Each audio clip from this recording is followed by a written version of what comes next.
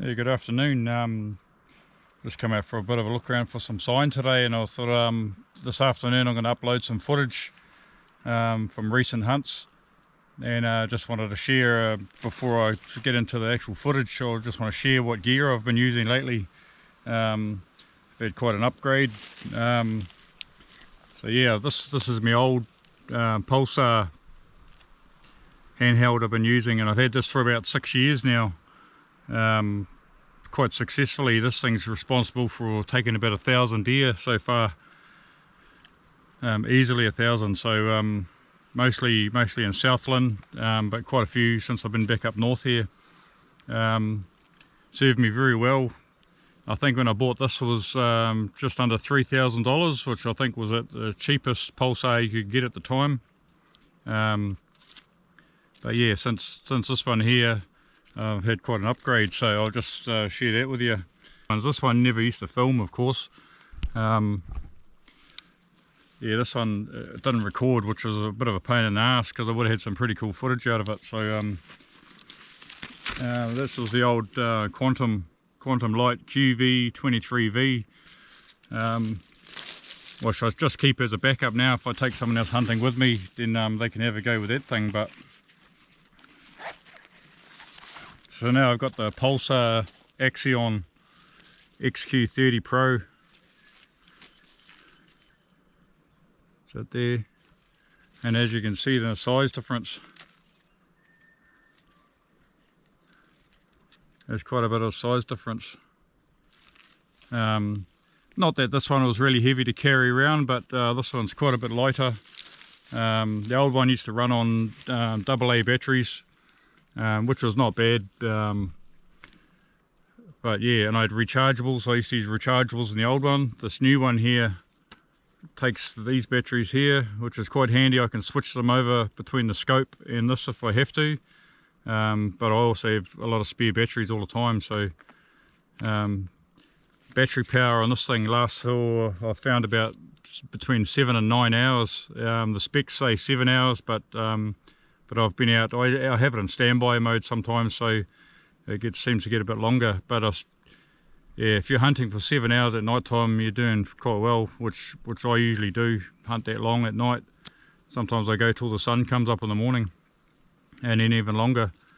Yeah, so obviously a little charging port on the side there, and connect it to plug it into download footage on the side here. Buttons are all pretty self-explanatory on the top along here, quite easy to use while you're in action with it. Yeah, it's got a magnesium alloy body on it, so it's quite tough. Not that I want to go knocking it around, but yeah, it can handle the knocks. And obviously the size of it's a pocket size, it can fit in your pocket. I've just attached this strap here because I like to have mine hanging around my neck. Yeah, the view on it, it's if my memory's correct, 13.3 degrees view. And when you're scanning an area with a thermal handheld, you can scan a big area in a really short space of time. So it's quite handy compared to the old days of spotlighting. You'd be spotlighting around, you've got to sort of cover off every square inch with a spotlight. Plus, if a deer's not looking up and you don't see the eyes, quite often you go past it with a spotlight. That's where thermal's taken hunting to a whole nother level. Yeah, it's obviously compact size. It's got a waterproof rating as well. I never really trusted my old one out on the rain, but I'd quite happily use this while it's raining.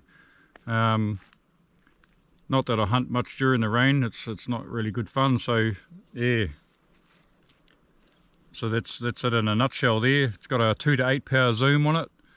And I think the weight with the battery in it is 300 grams, whereas my old one there was about 450, so 150 grams difference.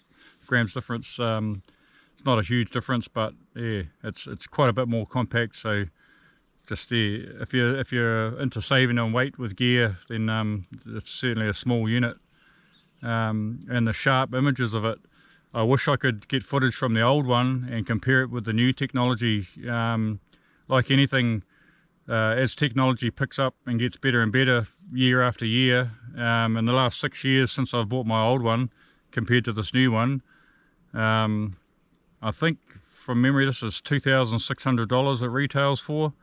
Yeah, if you shop around you might see it a little bit cheaper or maybe a little bit more, whatever, it depends who you buy it from. But for around $2,600 for one of these units. Yeah, the images in it, if I see something with my old one and then have a look through this, I might see a figure quite far off. I'm not too sure what it is, and I look with the new one, well, it's just a whole nother, a whole nother level up with these new ones. So, and I remember when I had my old unit and someone else bought a more expensive one, I think for like 7,000 or something like that, they could see a hell of a lot further than what I could too. I think the range on this specs say 850 metres, but I've certainly seen animals a lot further than that with it. Most of the style of hunting I do, I don't have to see more than a few hundred metres, so 850 metres is quite a long way. I certainly don't shoot that far. And at the moment, just recently, I've been gathering footage with this because if I'm going to review something or really put it to the test, I want an actual footage of it. So. And that footage will be following up soon. I've also been using a Pulsar night vision scope, and I'll show you that in a second. I've got that mounted on my 222 at the moment, and it's been very successful. You'll see the footage from that. My most recent deer 2 nights ago I shot at 290 metres with that night vision scope, and that's quite stretching it. It's sort of stretching the limit for a night vision. Compared with a thermal scope on a rifle, but yeah, night vision is certainly a lot cheaper to buy than thermal scopes. So one of these, it's a very good start and a very good finish. Even it's really all you need for thermal handheld. So yeah, I'm quite liking it. Like I say, with the changing over of the batteries, I was a little bit skeptical actually about the way the battery goes in here. To push that button at the front to pop it out, it's really fast to change it over, and it pushes in. You just feel a bit of a click as it goes in, and I thought, oh, there's nothing in behind it to really lock it in there. So I shake the hell out of it, and I think when I'm jumping around or I might jump down a bank or something, I think the battery's going to fall out of it, but I haven't seemed to get it to shake loose yet. So yeah, I was skeptical about that for nothing, but yeah, easy to focus it in.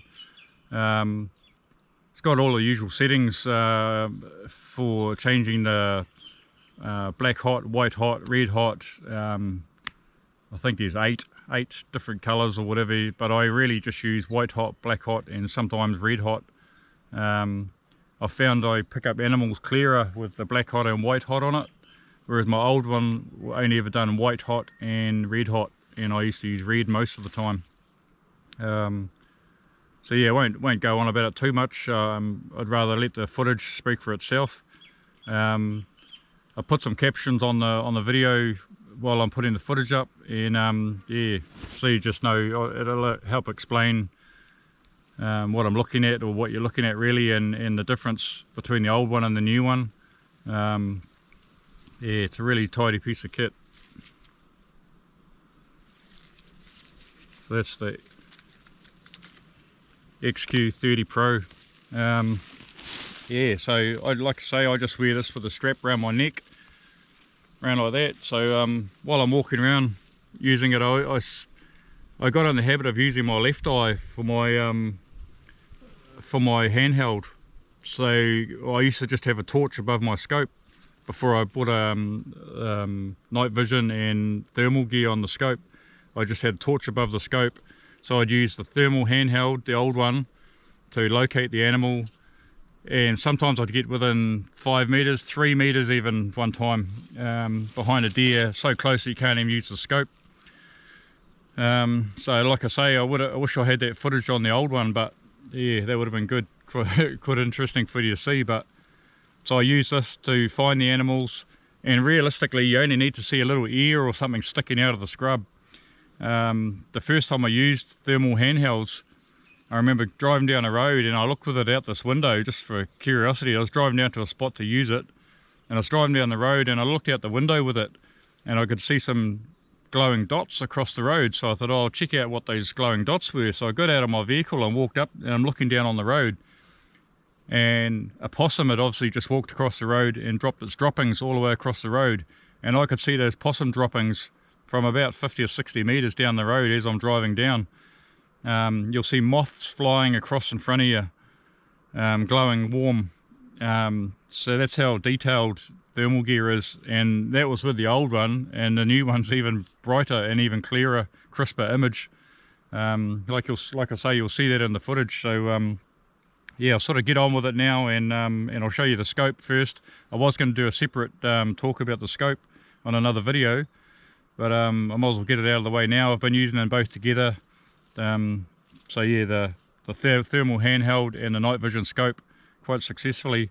The first few animals I shot using that night vision scope, the Pulsar, I didn't hit the record button. Slightly different buttons to my thermal rifle scope, which is, as you would have probably seen in other clips previous, the Thermion Duo that I use. The buttons are slightly different on the top, and yet slightly the same. So I hadn't recorded the first couple of deer I shot with that scope, but yeah, I've shot two since that I've got footage of. Can be used in the daytime as well, that night vision scope. You just use it like a normal scope during the day. Pretty easy to use. Yeah, it's quite pretty basic. So and obviously change the reticles and stuff like that if you wanted to. I'll get on with it now, and yeah, just show you that scope. So that's it there. This thing there, magnetic, and I'd suggest to people, if you've got this magnetic on the back here, I actually put a bit of tape around there normally, a bit of black tape, just in case you shoot an animal, it goes off into the bush or something, you might walk in there after it to go and get a wounded one or whatever. If you're really knocking that around too much, it might pop that off, and a friend of mine suggested I put tape around it, which I normally do, but I haven't on this one yet. So yeah, this is the N450. I'll just show you the full.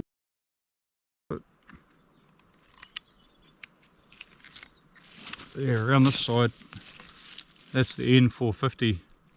Obviously the infrared torch on the side here, and it's got a quick release on the side here.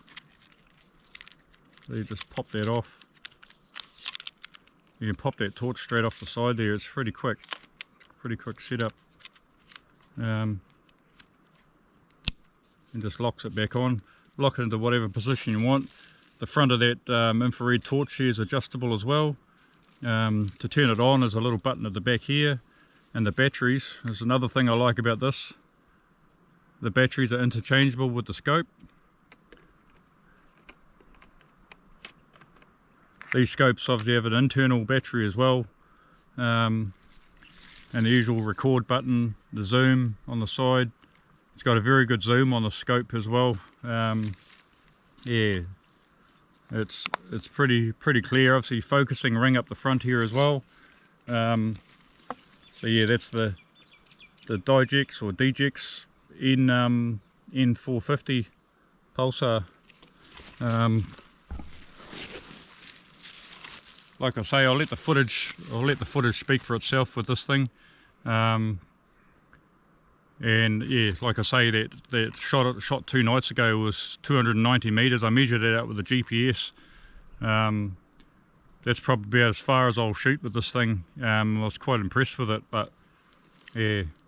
Sometimes if an animal's in thick scrub and you can see it quite clear with the thermal, it's a bit harder to see it with night vision. That's where the eyes, if they look back at you make a noise or whatever, they look back at you, and then you can see their eyes. But I don't usually shoot at them until I see the whole head or the whole animal really looking at me, and I've identified it properly. Yeah, so this one, I've put this one through its paces already. I've only had it for probably a month now, maybe a little bit longer. Yeah, a lot of the local area here got poisoned recently, so I haven't been doing a hell of a lot of hunting. You would have seen just a few fishing videos lately, but I have been saving up that footage just to do all in one go. So yeah, I'll sort of get on with it. Can't really think of what to say about it. I'll just let the footage speak for itself. Yeah, just one more thing I wanted to mention, the little cover for the front here. It's actually got a magnet in the back, so when you move it out of the way, it just sticks to the side there, which is bloody helpful, just to help keep it out of the way. You don't want that getting in the way while you're trying to view something, especially in the heat of the moment. So it's quite handy. Whoever thought of that? Brilliant.